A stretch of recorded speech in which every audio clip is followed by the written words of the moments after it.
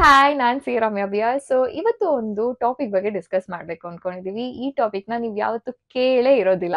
So ಇದ್ರ ಜೊತೆ ಕೆಲವು ಇಂಟ್ರೆಸ್ಟಿಂಗ್ ಕಾನ್ಸೆಪ್ಟ್ಸ್‌ನ ಕೂಡ ನೀವು ಕಲಿಬಹುದು.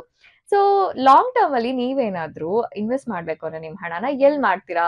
ಸೊ ಇದನ್ನ ನೀವು ಪಾಸ್ ಮಾಡಿ ವಿಡಿಯೋನ ಕಮೆಂಟ್ ಬಾಕ್ಸ್ ಅಲ್ಲಿ ತಿಳಿಸಿ. ಸೊ ಕೆಲವರು ರಿಯಲ್ ಎಸ್ಟೇಟ್ ಅಂತಾರೆ, ಕೆಲವರು ಸ್ಟಾಕ್ಸ್ ಅಂತಾರೆ, ಇನ್ನ ಕೆಲವರು ಗೋಲ್ಡ್ ಅಂತಾರೆ ಅಲ್ವಾ? ಹಾಗೆ ಲಾಂಗ್ ಟರ್ಮ್ ಅಂದ ತಕ್ಷಣ ಬೇರೆ ಬೇರೆ ಕಾಲಘಟ್ಟನ ಅವರು ನೆನಪಿಸ್ಕೊಂತಾರೆ. ಬಟ್ ನಾವ್ ಮಾತಾಡ್ತಾ ಇರೋ ಕಾಲಘಟ್ಟ 100 ವರ್ಷದ್ದು. ಹೌದು. ಜನರೇಷನಲ್ ವೆಲ್ತ್ ಬಗ್ಗೆ ನಾವು ಮಾತಾಡ್ತಾ ಇರೋದು. ಸೊ ಒಂದು ಕಂಪನಿಯಲ್ಲಿ ನೀವು ಅದರ ಮ್ಯಾನೇಜ್ಮೆಂಟ್ ನ ನೋಡಿ, ಹಾಗೆ ಅದರ ಸೆಕ್ಟರ್ ಗ್ರೋತ್ ನ ನೋಡಿ ಇನ್ವೆಸ್ಟ್ ಮಾಡ್ತೀರಾ ಅಂತ ಅನ್ಕೊಳ್ಳೋಣ. ಬಟ್ ಅದು 100 ವರ್ಷ ಸೇಮ್ ಇರುತ್ತೆ ಅನ್ನೋ ಯಾವ ಗ್ಯಾರಂಟಿನೂ ಇರಲ್ಲ ಅಲ್ವಾ? ಸೊ ಹಾಗೆ ರಿಯಲ್ ಎಸ್ಟೇಟ್ ತಗೊಂಡ್ರು ಕೂಡ ಸೊ ಕೆಲವು ವರ್ಷಗಳು ಅದು ಸ್ಟಾಗ್ನೆಂಟ್ ಕೂಡ ಆಗ್ಬೋದು. ಅಂದ್ರೆ ಯಾವುದೇ ಪ್ರೈಸ್ ಇನ್ಕ್ರೀಸ್ ಆಗದೆ ಕೂಡ ಇರ್ಬೋದು. ಅವಾಗ ಏನ್ ಮಾಡ್ತೀರಾ? ಅಲ್ವಾ? ಸೊ 100 ವರ್ಷ ಒಂದು ದೊಡ್ಡ ಟೈಮ್ ಫ್ರೇಮು. ಸೊ ಈ ಇನ್ವೆಸ್ಟ್‌ಮೆಂಟ್ ಇಂದ ಬರೀ ನಿಮ್ ಫ್ಯೂಚರ್ ಅಲ್ಲ, ನಿಮ್ ಮಕ್ಕಳ ಫ್ಯೂಚರು, ಅವರ ಮಕ್ಕಳ ಫ್ಯೂಚರ್‌ನ ಕೂಡ ಸೆಕ್ಯೂರ್ ಮಾಡ್ಬೋದು. ಅಲ್ವಾ? ಸೊ ಯಾವ್ ತರಹದ ಪೋರ್ಟ್‌ಫೋಲಿಯೋ 100 ವರ್ಷಗಳ ಕಾಲ ಕನ್ಸಿಸ್ಟೆಂಟ್ ರಿಟರ್ನ್ಸ್‌ನ ಕೊಡುತ್ತೆ ಅನ್ನೋದನ್ನ ನಾವು ನೋಡ್ಬೇಕು. ಸೊ 100 ವರ್ಷದಲ್ಲಿ ತುಂಬಾನೇ ಪ್ರಾಬ್ಲಮ್ಸ್ ಬರ್ಬೋದು ಅಲ್ವಾ? ಇಂಟ್ರೆಸ್ಟ್ ರೇಟ್ಸ್ ಜಾಸ್ತಿ ಆಗ್ಬೋದು, ಇನ್ಫ್ಲೇಷನ್ ಜಾಸ್ತಿ ಆಗ್ಬೋದು, ಗ್ಲೋಬಲ್ ವಾರ್ಮಿಂಗ್ ಜಾಸ್ತಿ ಆಗ್ಬೋದು, ವಾರ್ಸ್ ಆಗ್ಬೋದು, ರಿಸೆಷನ್ ಕೂಡ ಆಗ್ಬೋದು. ಸೊ ಈ ಎಲ್ಲಾ ಫ್ಯಾಕ್ಟರ್ಸ್‌ನ ಬೀಟ್ ಮಾಡಿ ಅದು ರಿಟರ್ನ್‌ನ ಜನರೇಟ್ ಮಾಡ್ಬೇಕಾಗುತ್ತೆ. ಸೊ ಆ ತರ ಒಂದು ಸ್ಟ್ರಾಟಜಿ ಇದ್ಯಾ ಅನ್ನೋದೇ ಪ್ರಶ್ನೆ. ಖಂಡಿತ ಇದೆ. ಸೊ ನಾವಿವತ್ತು ಈ ವಿಡಿಯೋದಲ್ಲಿ ಆ ಸ್ಟ್ರಾಟಜಿ ಬಗ್ಗೆನೇ ಡಿಸ್ಕಸ್ ಮಾಡ್ಬೇಕು ಅಂತಿರೋದು. ಸೊ ನೀವಿನ್ನೂ ಗ್ರೋ ಕನ್ನಡ ಚಾನಲ್‌ಗೆ ಸಬ್ಸ್ಕ್ರೈಬ್ ಆಗಿಲ್ಲ ಅಂದ್ರೆ ಈಗಲೇ ಸಬ್ಸ್ಕ್ರೈಬ್ ಆಗಿ. ಇಂಟ್ರೆಸ್ಟಿಂಗ್ ಟಾಪಿಕ್ಸ್ ಬಗ್ಗೆ ನೀವು update ಆಗ್ತಿರ್ಬೋದು.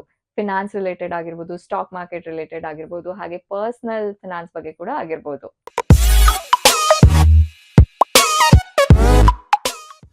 Imagine that someone gives you generational wealth, enough money that you can live and your children's children can live at a high level. But it's subject to one question, one dynamic. You have to choose an asset allocation and stick with that allocation over 100 years. What allocation do you choose so that your children's children will have prosperity? So ಈ ಸ್ಟ್ರಾಟಜಿಯಿಂದ generational wealth ನ ನಾವು generate ಮಾಡ್ಬೋದು. ಹಾಗೆ investment ಅಂತ ತಗೊಂಡ್ರೆ ಅದರ portfolio ತುಂಬಾನೇ important ಆಗುತ್ತೆ. ಸೊ ಈ ಪೋರ್ಟ್‌ಫೋಲಿಯೋ ಎಷ್ಟು ಬೆಟರ್ ಇದೆ ಅಂದ್ರೆ 100 ವರ್ಷಗಳಲ್ಲಿ ಒಳ್ಳೆ ರಿಟರ್ನ್ಸ್ ನ ಕೊಟ್ಟು ನಿಮ್ಮ ವೆಲ್ತ್ ನ ಕೂಡ ಸೇವ್ ಮಾಡುತ್ತೆ. ಹಾಗೆ ಇದನ್ನ ನಾವು ಡ್ರ್ಯಾಗನ್ ಪೋರ್ಟ್‌ಫೋಲಿಯೋ ಅಂತ ಕರಿತೀವಿ. ಏನಿದು ಹೆಸರು ಕನ್ವೆನ್ಷನಲ್ ಹೆಸರು ತರ ಇಲ್ಲ ಅಂತ ನಿಮ್ಗೆ ಅನ್ಸ್ಬೋದು. ಹೌದು. ಏನೋ ಕೂಲ್ ಆಗಿದೆ ಅಂತ ಹೆಸರನ್ನ ಕೂಡ ಇಟ್ಟಿಲ್ಲ. ಸೊ ಇದ್ರದ್ದೇ ಆದ ಅರ್ಥ ಇದೆ. ಸೊ ಬರೀ ಡ್ರ್ಯಾಗನ್ ಅಲ್ಲ, ನಿಮ್ಗೆ ಅದ್ರೊಳಗೆ ಸ್ನೇಕ್ ಮತ್ತೆ ಹಾಕ್ ಅಂದ್ರೆ ಹಾವು ಮತ್ತೆ ರಣಹದ್ದು ಕೂಡ ನೋಡಕ್ ಸಿಗುತ್ತೆ. ಅಂದ್ರೆ ಸಿಂಬಾಲಿಕಲಿ. ಸೊ ಈ ಡ್ರ್ಯಾಗನ್ ಪೋರ್ಟ್‌ಫೋಲಿಯೋ ಅನ್ನೋ ಹೆಸರನ್ನ ಆಟಮಸ್ ಕ್ಯಾಪಿಟಲ್ ಸಿಇಒ ಆಗಿರುವ ಕ್ರಿಸ್ ಕ್ಲಫ್ ಅವರು ನೀಡಿದ್ದಾರೆ. ಸೊ ಈ ಆಟಮಸ್ ಕ್ಯಾಪಿಟಲ್ 2020ರಲ್ಲಿ ಒಂದು ರಿಸರ್ಚ್ ಪೇಪರ್ ನ ಪಬ್ಲಿಷ್ ಮಾಡುತ್ತೆ. ದ ಆಲಿಗರಿ ಆಫ್ ಹಾಕ್ ಅಂಡ್ ಸ್ನೇಕ್ ಅಂತ. ಸೊ ಇದ್ರೊಳಗೆ ಈ ರಿಸರ್ಚ್ ಪೇಪರ್ ಅಲ್ಲಿ ಸರ್ಪೆಂಟ್ ಅಂದ್ರೆ ಹಾವನ್ನ ಅವರು ಸೆಕ್ಯುಲರ್ ಡೆವಲಪ್ಮೆಂಟ್‌ಗೆ ರೆಪ್ರೆಸೆಂಟ್ ಮಾಡ್ತಾರೆ.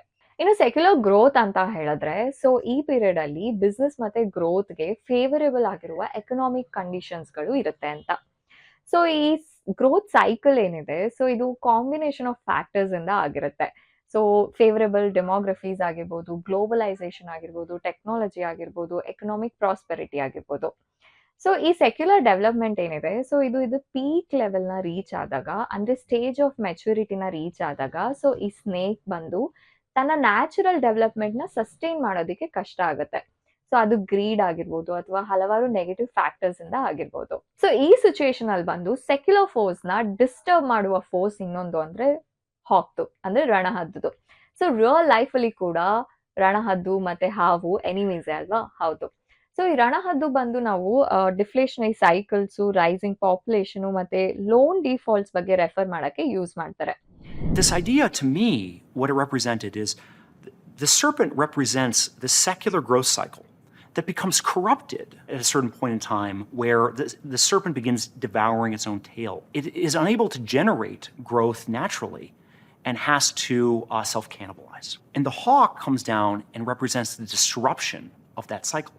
But the hawk has two wings, which also work with the probability distribution. On the left wing... Wow, that's deep. Okay. So the metaphor goes deeper. On the left wing, we have debt deflation. This is, what Japan has experienced. Mm-hmm. That's one way you get out of this decaying growth cycle. Slowly. Slowly, painfully. That's what the US experienced in the 30s. But on the other end of it, you have fiat devaluation and reflation. That is where you simply devalue your currency, and that could be helicopter money, devaluation of currency, money printing. That is another way that you get out of that crisis. So ಈ ರಣಹದ್ದುವಿನ ಚಿತ್ರ ನೋಡಿದ್ರೆ 2 wings ಇರುತ್ತೆ ಅಲ್ವಾ? ಹಾಗೆ ಅದು ಬೇರೆ ಬೇರೆ significance ನ ತೋರಿಸುತ್ತೆ. ಲೆಫ್ಟ್ ವಿಂಗ್ ಬಂದು deflationary path, financial crash, growing population, faltering growth, debt defaults ನ ರೆಪ್ರೆಸೆಂಟ್ ಮಾಡುತ್ತೆ. ಹಾಗೆ ರೈಟ್ ವಿಂಗ್ ಬಂದು ಇನ್ಫ್ಲೇಷನ್, ಕರೆನ್ಸಿ ಡಿಫಾಲ್ಟು ಮತ್ತೆ ಹೆಲಿಕಾಪ್ಟರ್ ಮನಿನ ರೆಪ್ರೆಸೆಂಟ್ ಮಾಡುತ್ತೆ. ಕೇರ್ಫುಲಿ ಅಬ್ಸರ್ವ್ ಮಾಡಿದ್ರೆ ಈ ವಿನ್ಸ್ ಎಲ್ಲ ಮ್ಯೂಚುಲಿ ಎಕ್ಸ್ಕ್ಲೂಸಿವ್ ಅಂತೂ ಅಲ್ವೇ ಅಲ್ಲ. ಸೊ ಜನರಲಿ ಒಂದು ಸೀಕ್ವೆನ್ಸ್ ನ ಇವು ಫಾಲೋ ಮಾಡುತ್ತೆ. ಇನ್ನು ಎಕನಾಮಿಕ್ ಸೈಕಲ್ಸ್ ಬಗ್ಗೆ ನಾವು ಡಿಸ್ಕಸ್ ಮಾಡಬೇಕು, ಯೋಚನೆ ಮಾಡಬೇಕು ಅಂದ್ರೆ, ಸೊ ಇದು ಹಣದ ಕಾನ್ಸೆಪ್ಟ್ ಎಷ್ಟು ಹಳೆಯದಿತ್ತೋ ಅಷ್ಟೇ ಹಳೆಯದು ಕೂಡ ಇದೆ. ಸೊ ಈಗ ನಮ್ಗೆ ಸ್ನೇಕ್ ಮತ್ತೆ ಹಾಕ್ ಅಂದ್ರೆ ಹಾವು ಮತ್ತೆ ರಣಹದ್ದುವಿನ 2 ಅವತಾರಗಳು ಕಂಬೈನ್ ಆಗಿ ನಮ್ಗೆ ಡ್ರ್ಯಾಗನ್ ಸಿಗುತ್ತೆ. ಸೊ ಅದ್ರೊಳಗೆ ವಿಂಗ್ಸ್ ಕೂಡ ಇದೆ, ಹಾಗೆ ಸ್ನೇಕ್ ನ ಟೇಲ್ ಕೂಡ ಇರುತ್ತೆ. ಸೊ ಇದು ಏನ್ ನಮ್ಗೆ ಗುಡ್ ಡೇಸ್ ಮತ್ತೆ ಬ್ಯಾಡ್ ಡೇಸ್ ಅಂದ್ರೆ ಸೆಕ್ಯುಲರ್ ಗ್ರೋತ್ ಆಗಿರ್ಬೋದು ಅಥವಾ ಸೆಕ್ಯುಲರ್ ಡಿಕ್ಲೈನ್ ಆಗಿರ್ಬೋದು, ಸೊ 2 ಕಾಲದಲ್ಲೂ ಕೂಡ ನಮ್ಗೆ ಒಳ್ಳೆ ಪರ್ಫಾರ್ಮೆನ್ಸ್ ನ ನೀಡುತ್ತೆ. ಸೊ ಇದನ್ನ ಡ್ರ್ಯಾಗನ್ ಪೋರ್ಟ್ಫೋಲಿಯೋ ಅಂತ ಕರೀತಾರೆ. ಬನ್ನಿ ಇದರ ಲಾಜಿಕ್ ಏನು ಅಂತ ಅರ್ಥ ಮಾಡ್ಕೊಳ್ಳೋಣ. ಸೊ ಸ್ಟಾಕ್ ಮಾರ್ಕೆಟ್ ಅಲ್ಲಿ ಬೇರ್ ಫೇಸು, ಬುಲ್ ಫೇಸು 2 ಕೂಡ ಇರಬೇಕು. ಸೊ ಅದು ಒಂದು ಬ್ಯಾಲೆನ್ಸ್ ನ ಕ್ರಿಯೇಟ್ ಮಾಡುತ್ತೆ. ಸೊ ಅದೇ ರೀತಿ ನೇಚರ್ ಕೂಡ ಹಾವು, ರಣಹದ್ದು, ಹಾಗೆ ಚಳಿಗಾಲ, ಬೇಸಿಗೆಗಾಲ, ಹೆಣ್ಣು ಮತ್ತೆ ಗಂಡು, ಈ ರೀತಿ ಕಾಸ್ಮಿಕ್ ಬ್ಯಾಲೆನ್ಸ್ ನ ಮೇಂಟೈನ್ ಮಾಡುತ್ತೆ.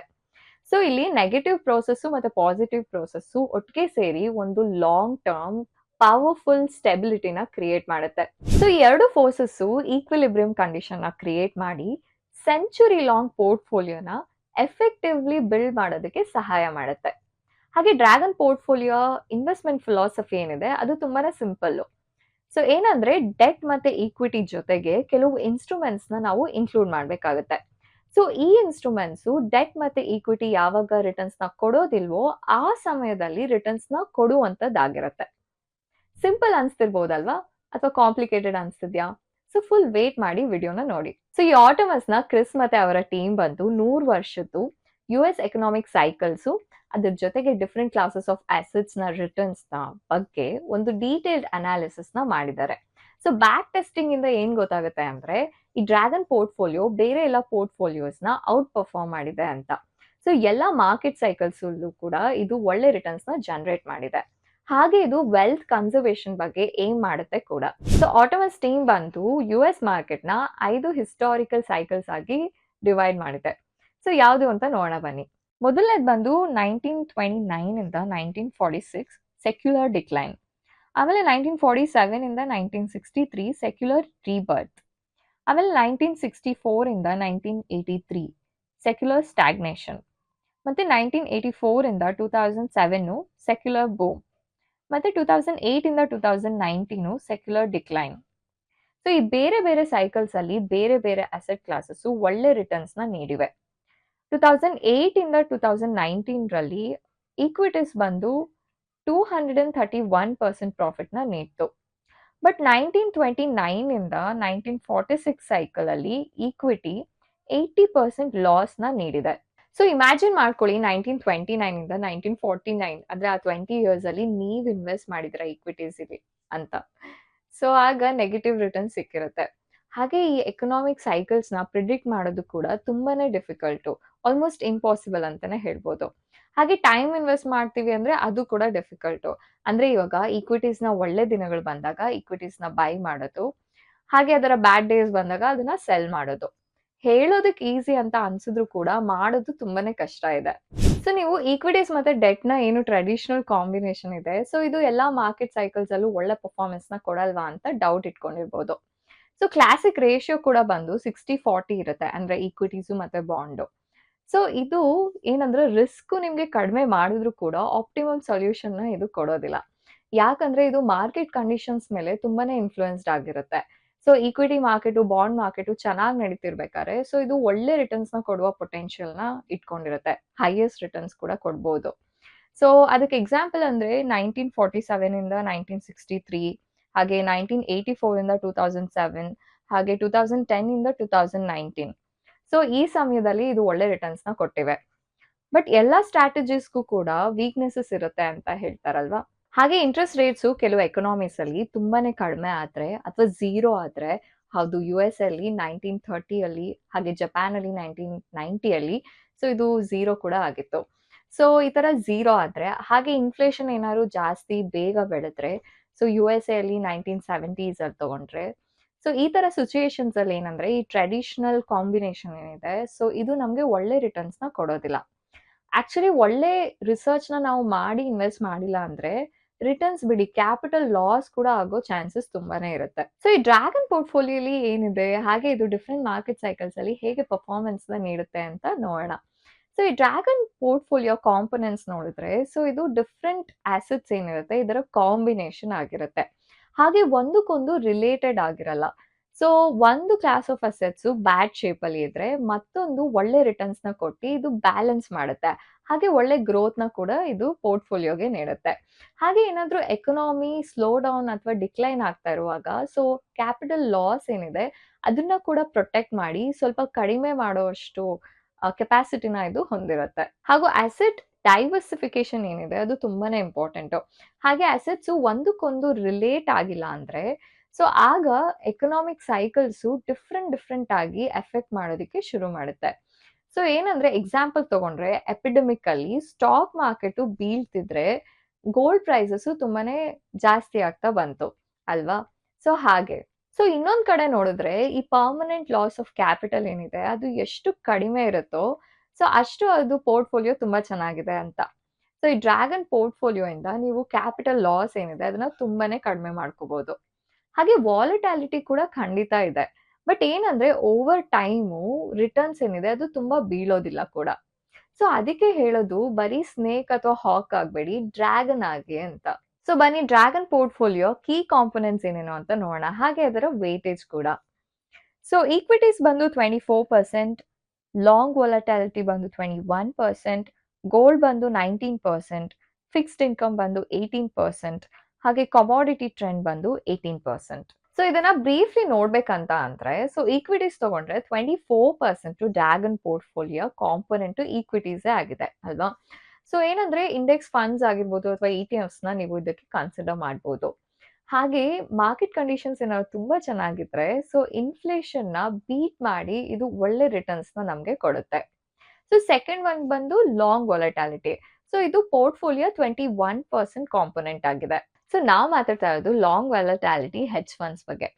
ಸೊ ಏನಂದ್ರೆ ಎಕನಾಮಿಯಲ್ಲಿ ಏನಾದ್ರು ಗ್ರೋತ್ ಕಡಿಮೆ ಇದ್ರೆ ಹಾಗೆ ಮಾರ್ಕೆಟ್ ಕ್ರೈಸಿಸ್ ತರ ಏನಾದ್ರು ಆಗಿದ್ರೆ ಸೊ ಅವಾಗ ಟ್ರೇಡಿಂಗ್ ಆಪ್ಷನ್ಸ್‌ನ ಬಳಸಿ ಅಂದ್ರೆ ಹೆಡ್ಜಿಂಗ್‌ನ ಬಳಸಿ ಸೊ ನಾವು ಪ್ರಾಫಿಟ್‌ನ ಮಾಡ್ಬೋದು. ಹಾಗೆ ಗ್ರೋತ್ ಸೈಕಲ್ ಏನಿದೆ ಸೊ ಅದು ಈ ಲಾಂಗ್ ವಾಲಟಾಲಿಟಿಗೆ ಆಂಟಿ ಕೋರಿಲೇಷನ್‌ನ ಹೊಂದಿದೆ ಅಂತಾನೆ ನಂಬಲಾಗುತ್ತೆ. ಸೊ ನೆಕ್ಸ್ಟ್ ಕಾಂಪೊನೆಂಟ್ ಬಂದು ಗೋಲ್ಡ್. ಸೊ 19% ಆಲ್ಮೋಸ್ಟ್ ಪೋರ್ಟ್‌ಫೋಲಿಯೋ ವ್ಯಾಲ್ಯೂನ ಗೋಲ್ಡ್ ಇಟಿಎಫ್ಸ್ ಅಲ್ಲಿ ಇನ್ವೆಸ್ಟ್ ಮಾಡಬೇಕಾಗುತ್ತೆ. ಸೊ ನೆಕ್ಸ್ಟ್ ಒನ್ ಬಂದು ಫಿಕ್ಸ್ಡ್ ಇನ್ಕಮು. ಸೊ ಪೋರ್ಟ್‌ಫೋಲಿಯೋದು 18% ಏನಿದೆ ಸೊ ಅದು ಒಳ್ಳೆ ರೇಟಿಂಗ್ಸ್ ಇರುವ ಕಾರ್ಪೊರೇಟ್ ಬಾಂಡ್ಸ್ ಮೇಲೆ ಇನ್ವೆಸ್ಟ್ ಮಾಡಬೇಕು ಅಥವಾ ಬಾಂಡ್ ಇಟಿಎಫ್ಸ್‌ನ ಕೂಡ ಕನ್ಸಿಡರ್ ಮಾಡ್ಬೋದು. ಬಟ್ ಆರ್ಟೆಮಿಸ್ ಸ್ಟ್ರಾಟಜಿ ಪ್ರಕಾರ ನೀವು ಬಾಂಡ್ಸ್‌ನ 6 ಮಂತ್ಸ್ ತನಕ ಇಟ್ಕೊಂಡು ಆಮೇಲೆ ಅದನ್ನ ಸೆಲ್ ಮಾಡಿ ಹೊಸ ಬಾಂಡ್ಸ್‌ನ ಖರೀದಿ ಮಾಡಿ ಅಂತ. ಸೊ ಇನ್ನು ನೆಕ್ಸ್ಟ್ ಒನ್ ಬಂದು ಕಮಾಡಿಟಿ ಟ್ರೆಂಡ್ಸ್. ಸೊ ಇದ್ರೊಳಗೆ ಏನಂದ್ರೆ 18% ಅಗೇನ್ ಇನ್ವೆಸ್ಟ್ ಮಾಡಬೇಕು. ಸೊ ಇದಕ್ಕೆ ನೀವು ಕಮಾಡಿಟಿ ಇಂಡೆಕ್ಸ್ ಫಂಡ್ಸ್ ಅಥವಾ ಕಮಾಡಿಟಿ ಇಟಿಎಫ್ಸ್‌ನ ನೀವು ಕನ್ಸಿಡರ್ ಮಾಡ್ಬೋದು. ಸೊ ಈಗ ನೀವು ಈ ಪೋರ್ಟ್‌ಫೋಲಿಯೋದು ಫಿಲಾಸಫಿ, ಸೈಕಾಲಜಿ ಹಾಗೆ ಇದು ಹೇಗೆ ರಿಟರ್ನ್ಸ್ ಕೊಡುತ್ತೆ ಅನ್ನೋದನ್ನೆಲ್ಲ ನೋಡಿದ್ರಾ. ಬಟ್ ಪಾಸ್ಟ್ ಪರ್ಫಾರ್ಮೆನ್ಸು ಹೇಗಿತ್ತು, ಎಷ್ಟು ರಿಟರ್ನ್ಸ್‌ನ ಕೊಡ್ತು, ಹಾಗೆ ಬೇರೆ ಪೋರ್ಟ್‌ಫೋಲಿಯೋಸ್‌ಗೆ ಕಂಪೇರ್ ಮಾಡಿದ್ರೆ ಏನ್ ರಿಟರ್ನ್ಸ್ ಕೊಡ್ತು ಅಂತ ನೋಡೋಣ. ಸೊ ನೀವು ಸ್ಕ್ರೀನಲ್ಲಿ ನೋಡ್ಬೋದು. ಇಲ್ಲಿ ಕೊಟ್ಟಿರುವಂತ ಎಲ್ಲಾ ರಿಟರ್ನ್ಸ್ ಏನಿದೆ ಸೊ ಅದು ಇನ್ಫ್ಲೇಷನ್ ಅಡ್ಜಸ್ಟೆಡ್ ನಂಬರ್ಸು. ಸೊ ಮೊದಲನೇ ಪೀರಿಯಡ್ ತಗೊಂಡ್ರೆ ಸೆಕ್ಯುಲರ್ ಡಿಕ್ಲೈನ್ ಏನಿದೆ ಸೊ 1929 ಇಂದ 1946 ಸೊ ಆಗ 9.7% ಡ್ರ್ಯಾಗನ್ ಪೋರ್ಟ್‌ಫೋಲಿಯೋ ನೀಡಿದೆ. ಇನ್ನು ಕ್ಲಾಸಿಕ್ 60-40 ಈಕ್ವಿಟಿ ಆಗಿರ್ಬೋದು ಅಥವಾ ಪ್ಯೂರ್ ಈಕ್ವಿಟಿ ಆಗಿರ್ಬೋದು ಸೊ ಅವು ನೆಗೆಟಿವ್ ರಿಟರ್ನ್ಸ್‌ನ ಕೊಟ್ಟಿವೆ. ಸೊ ಸೆಕೆಂಡ್ ಸ್ಟೇಜಲ್ಲಿ ಕೂಡ ಬೇರೆ ಪೋರ್ಟ್‌ಫೋಲಿಯೋ ಕಂಪೇರ್ ಮಾಡಿದ್ರೆ ಸ್ವಲ್ಪ ಜಾಸ್ತಿ ರಿಟರ್ನ್ಸ್‌ನೇ ಕೊಟ್ಟಿದೆ. ಇನ್ನು ಸೆಕ್ಯುಲರ್ ನೋಡಿದ್ರೆ ಅಲ್ಲಿ ತುಂಬಾನೇ ಚೆನ್ನಾಗಿರುವ ರಿಟರ್ನ್ಸ್‌ನ ಕೊಟ್ಟಿದೆ 12.7%. ಬಟ್ ಬೇರೆ ಪೋರ್ಟ್‌ಫೋಲಿಯೋಸು -0.1, -0.8 ರಿಟರ್ನ್ಸ್‌ನ ಕೊಟ್ಟಿವೆ. ಸೊ ಹೀಗೆ ನೀವು ಬೇರೆ ಸ್ಟೇಜಸ್ ನೋಡಿದ್ರೆ ಕೂಡ ಒಳ್ಳೆ ರಿಟರ್ನ್ಸ್‌ನೇ ಇದು ಕೊಟ್ಟಿದೆ. ಸೊ ಓವರ್ ಆಲ್ ನೋಡ್ಬೇಕಂದ್ರೆ ಸೊ ಈ dragon portfolio different market cycles ಅಲ್ಲಿ ಕೂಡ ಒಳ್ಳೆ ರಿಟರ್ನ್ಸ್‌ನ ಕೊಟ್ಟಿದೆ. ಹಾಗೆ ಬೇರೆ ಪೋರ್ಟ್‌ಫೋಲಿಯೋಸ್‌ಗೆ ಕಂಪೇರ್ ಮಾಡಿದ್ರೆ ತುಂಬಾ ಚೆನ್ನಾಗಿರೋ ರಿಟರ್ನ್ಸ್‌ನ ಕೊಟ್ಟಿದೆ. ಬಟ್ ಒಂದು ವಿಷಯನ ನಾವು ಏನ್ ಅರ್ಥ ಮಾಡ್ಕೊಳ್ಬೇಕಂದ್ರೆ, ಸೊ ಬೇಸಿಕ್ಲಿ ಮುಂಚೆ ಆಗಿರುವ ಪರ್ಫಾರ್ಮೆನ್ಸ್‌ನ ಬೇಸ್ಡು ನಾವು ಈ ಪೋರ್ಟ್‌ಫೋಲಿಯೋನ ಚೆಕ್ ಮಾಡ್ತಿರೋದು. ಅಂದ್ರೆ ಬ್ಯಾಕ್ ಟೆಸ್ಟಿಂಗು. ಬಟ್ ಮುಂದೆ ಫ್ಯೂಚರಲ್ಲಿ ಕೂಡ ಇದು ಹೀಗೆ ಪರ್ಫಾರ್ಮ್ ಮಾಡುತ್ತಾ ಇಲ್ವಾ ಅನ್ನೋದು ನಮಗ್ ಗೊತ್ತಿಲ್ಲ. ಅಲ್ವಾ? ಹಾಗೆ ಇದು ಇಂಡಿಯನ್ ಮಾರ್ಕೆಟ್‌ಗೆ ಇನ್ನ ಬಿಲ್ಡ್ ಆಗಿಲ್ಲ ಕೂಡ. ಬಟ್ ನಾವು ಈ ಡೈವರ್ಸಿಫಿಕೇಷನ್ ಕಾನ್ಸೆಪ್ಟ್ಸ್ ಏನಿದೆ, ಇದನ್ನ ನಾವು ನಮ್ಮ ಪೋರ್ಟ್‌ಫೋಲಿಯೋಸ್ ಅಲ್ಲಿ ಕೂಡ ಯೂಸ್ ಮಾಡ್ಕೊಳ್ಬಹುದು. ಸೊ ಈ ವಿಡಿಯೋ ಕೇವಲ ಎಜುಕೇಷನ್ ಪರ್ಪಸ್‌ಗೆ ಮಾತ್ರ. ಯಾವುದೇ ಬೈ ಅಂಡ್ ಸೆಲ್ ರೆಕಮೆಂಡೇಷನ್ಸ್ ಇಲ್ಲ. ಹಾಗೆ ನೀವು ಗ್ರೋ ಕನ್ನಡ ಚಾನಲ್‌ಗೆ ಇನ್ನ ಸಬ್ಸ್ಕ್ರೈಬ್ ಆಗಿಲ್ಲ ಅಂದ್ರೆ ಈಗಲೇ ಸಬ್ಸ್ಕ್ರೈಬ್ ಆಗಿ. ಹಾಗೆ ನಾವು ಟೆಲಿಗ್ರಾಮ್ ಚಾನೆಲ್‌ನ ಕೂಡ ಸ್ಟಾರ್ಟ್ ಮಾಡಿದೀವಿ. ಸೊ ಅದಕ್ಕೆ ಕೂಡ ನೀವು ಫಾಲೋ ಮಾಡ್ಬೋದು. ಸೊ ಅದನ್ನ ನಾವು ಡಿಸ್ಕ್ರಿಪ್ಷನ್ ಅಲ್ಲಿ ಕೊಟ್ಟಿದ್ದೀವಿ. ಹಾಗೆ ಫೇಸ್‌ಬುಕ್ ಮತ್ತೆ ಇನ್‌ಸ್ಟಾಗ್ರಾಮ್ ಪೇಜಸ್‌ನ ಕೂಡ ನೀವು ಫಾಲೋ ಮಾಡ್ಬೋದು. ಧನ್ಯವಾದಗಳು.